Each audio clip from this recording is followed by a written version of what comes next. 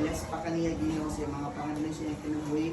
Kung sa mga na mag-Ginoo, hinaot, padalanginan mo siya, tagaan mo siya o mga blessing para katlupoy pang kinabuhi butang na Ginoo. Hinaot Ginoo, magdako siya, mga magbinutan siyang parents Ginoo. Hinaot siya Ginoo nga ang magpadayon ang iyang kanasigon sa pag-eskwela, sa iya ang katikon Ginoo para gayon dili pa ang magandang kapalibot ng Ginoo.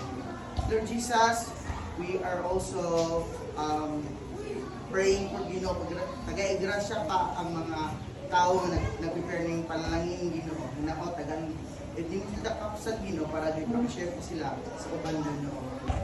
Lord Jesus, samtang namin mag-partake ng food Ginoo, ikaw magpadalangin hindi gayon makatabang ka na ikaw kasusupalawas ka nang bilang mo ng balas ng susupalawas. Amen.